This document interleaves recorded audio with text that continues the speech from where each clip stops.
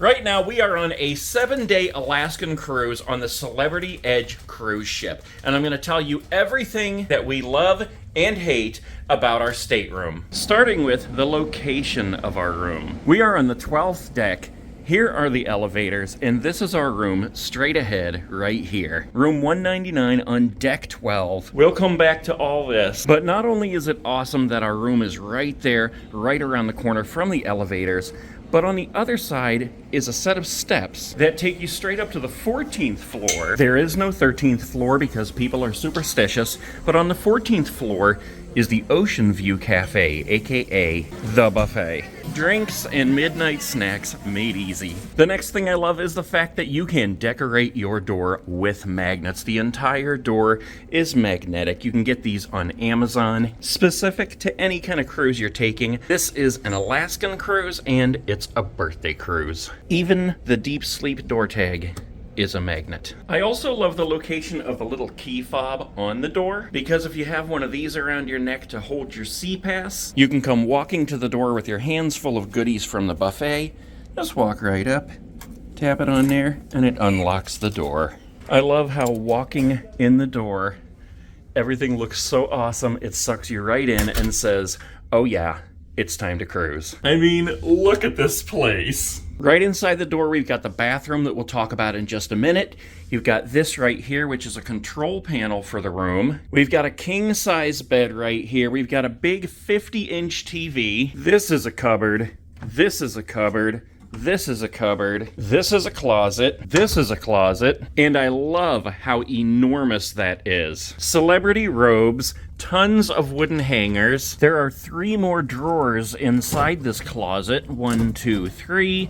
You've got a safe right here that you can put your stuff in, lock it up with your own code. And there is nothing we don't like about this closet. It's enormous. There's plenty of space. These shelves over here are kind of small, some of them. So you have to fold stuff up, roll things up for them to fit correctly. This is the thing that goes on the bed, but you can see how it's just smaller compartments that you have to roll things up to fit in. That's your internet right there. And they give you 2 huge umbrellas just in case it rains. The only issue I really have with that section right there is the size and shape of those shelves, but it works. I also love the color scheme in here. You would not think that gray and white would look all that great, but it looks awesome in here. And I love how every wall in this room is magnetic, even the ceiling. We get these little hooks to make things easier. We hold our sea passes on them, bags, even clothes. Luggage tags, our attendance card. And like I said, everything in here is magnetic, so you can take these hooks and put them anywhere you want to.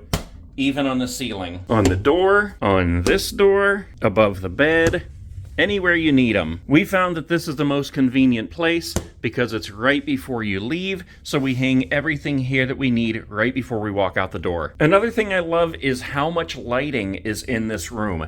There are lights everywhere. On the ceilings, there's a light right here, there's a light on each side of the bed, a light above the bed, another one here, another one in the veranda, another lamp here, and even the full-length mirror has lights on each side. When I want to light up a room, I want to light up a room, and you can definitely light this room up. There are buttons on the wall for some of these lights, but not all of them. Most of them you have to control through the app on your phone. This lamp here has a little button to turn it on and off. So do each of the lights at the bedside, but this one does not, nor does the one above the bed or the ceiling lights. And those aren't that big of a deal, but the one that really bothered us is the lights on the mirror. You can't turn those off with any specific switch. This switch right here will control some of them. This one right here turns out all the lights. This one turns on half the lights. And this one turns on all the lights. You've even got some other settings down here, like morning, movie, evening, and then you've got sleep, which turns off basically everything except for the 2 beside the bed. And on the 7th day of our cruise, I found this. Okay, moving on. The bed has an end table at each side. This is a bigger one over here, and this one here is really small. There's 2 shelves on this one, and the top has a lot of space. That's awesome.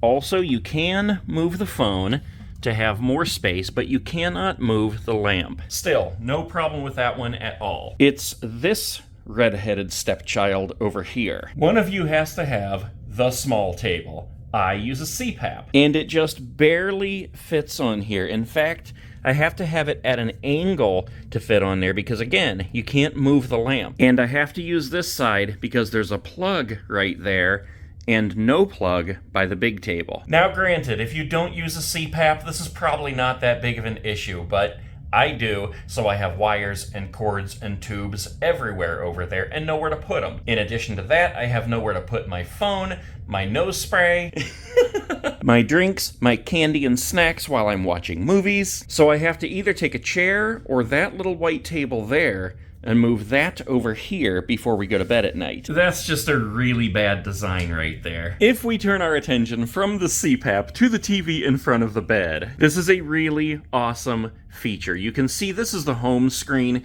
We've got safety information, live TV, video on demand, ship information, your account where you can see if you're racking up the charges, and all of this is pretty awesome stuff. You've got a lot of movies you can watch on there on the live TV channel. Every day there is an updated, repeating video from the cruise director and the activities manager, basically running through the day, telling you what all is going to be happening that day, the activities and everything else. A lot of great information on there. I absolutely love that. You've also got the time, the day, and the date, and look at this. It's customized to your own name. Hello, Rambod family. Moving over to this area here, I love this area. You've got a lot of counter space here. Now, again, you cannot move this lamp here, but it only takes up a little bit of space. You've got plenty of counter space. You've got an extra desk right here, which if you don't want it, you can slide it right in there out of the way. I love that this chair is actually comfortable to sit in. Honestly, most of the furniture, the chairs, the couches, everything except for the bed is always comfortable. But the chairs and the seating areas around the cruise ship are just semi-comfortable. I think that's because they want you to be up and moving around the ship. But this chair right here is a very comfortable chair. This gray section over here is actually a dresser. You've got 3 drawers here. The white section is actually a refrigerator. It's kind of small, but it's big enough to keep drinks in. When you first arrive, they have drinks like this stuff here. They even have some Avian in your room. Don't touch that stuff, you're going to get charged for it. There's even Coke and Diet Coke in there, but even with a drink package, they will still charge you for whatever you drink from that fridge or on top of it if it has been stocked before you entered the room. Honestly, my opinion is that if you have the drink package, especially the classic drink package, it should just be a thing where they keep that fridge stocked with water and Coke, or ask your preferences of what kind of drinks you want in there, because you've already paid for your drinks, and otherwise you have to go running around the ship and collecting them. They should keep that stocked with the drinks that you've paid for. Now let's talk about our power outlets.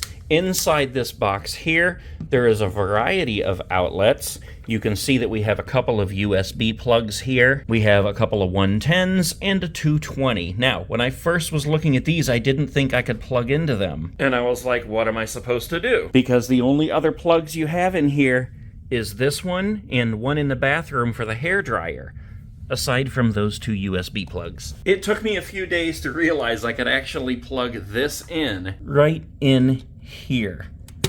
And that was awesome, and it's better than only having 2 plugs.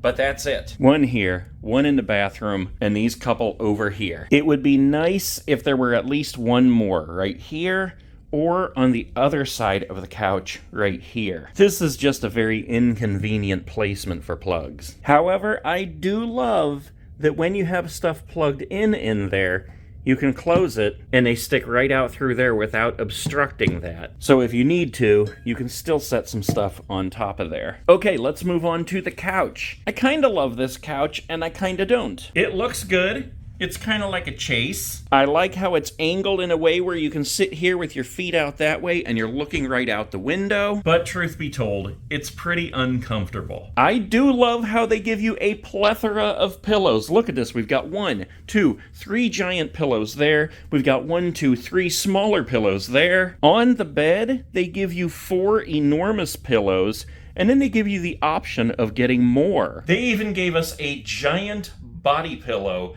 the whole width of the bed, but it was just too big, so we sent it back. Would be nice to have some kind of an ottoman. Now I'm going to tell you about the Infinite Veranda, and I filmed that part the other day while it was light outside. I love the Infinite Veranda. Not only is it an entire wall of your room, but it's actually a balcony in disguise. We've got the lower window, the upper window. You can stand right here and lean on this part and just watch everything that's going on outside. Or you can turn to these buttons back here, and this one right here will lower that top window.